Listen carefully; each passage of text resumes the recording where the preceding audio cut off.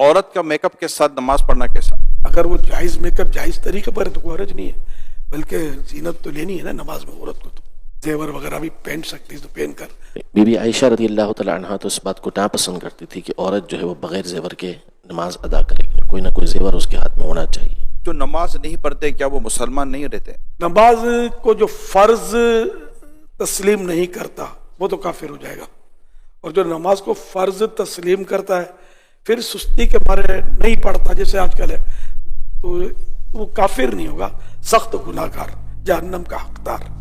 आस्तीन या paint fold हो इस सूरत में नमाज पढ़ी जा सकती है? आस्तीन का यह है कि आधी से ज्यादा अगर ये चढ़ी हुई है, फोल्ड की हुई है, तो नमाज मकरूह तहरीम भी होगी। और अगर किसी की सिली हुई आती है, जैसे हाफ आस्तीन शर्ट आते हैं, तो ये मतलब मकरूह तहरीम नहीं है, बल्कि जो अवाम है जिनके लिए ये लिबास से जिल्लत नहीं है तो उनके लिए कोई कराहत नहीं है। जिनके लिए लिबास से जिल्लत है, ये जैसे उलमा या परहेजगार लोग जो होते हैं जो सादा और सुन्नत के मुताबिक लिबास पहनते हैं, तो वो इस तरह का लिबास अगर पहन लेंगे तो दर लोग उंगली उठाएंगे और उसके बाद अच्छा फील नहीं करेंगे। ऐसों के लिए मकरूह तंज़ीही।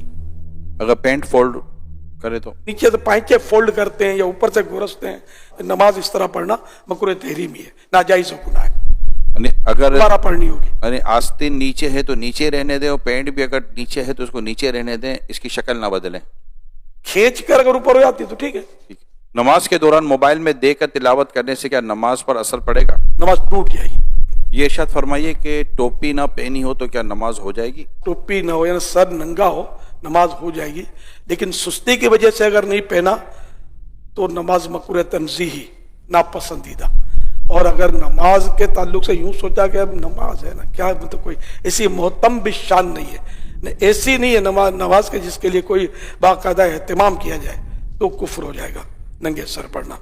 और अगर नमाज नंगे सर पढ़ने से दिल ज्यादा जमता है नमाज में, खुशू खुशू जिसको बोलते हैं, तो अफसल हो जाएगा नंगे सर पढ़ना।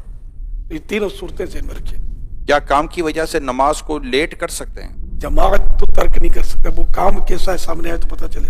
जैसे कि मरीज है, उसकी तीमारदारी कोई कर रहा है और ये भी एक काम है इसका, और अगर ये बाद जमात नमाज पढ़ने के लिए जाता है तो मरीज तकलीफ में पड़ जाएगा। ऐसी सूरत में जमात तर्क करे, वही नमाज पढ़ ले। तो ये सूरत होती है काम की कि क्यों कैसे लेट कर सकता। फिर इसमें भी लेट नहीं है बगैर जमात के। अगर लेट इतना किया कि मकरूह वक्त आ गया, मकरूह तहरीमी वक्त, जैसे असर में आ जाता है, सूरज डूबने से 20-25 मिनट पहले पढ़ ले, अगर इतना वक्त आया कि सूरज पीला पड़ गया जिस पर नजर ठहरने लगी, तो ये 20-25 मिनट पहले होता है गुरूब आफ्ताब से, तो इतनी ताखिर बिला वजह हराम।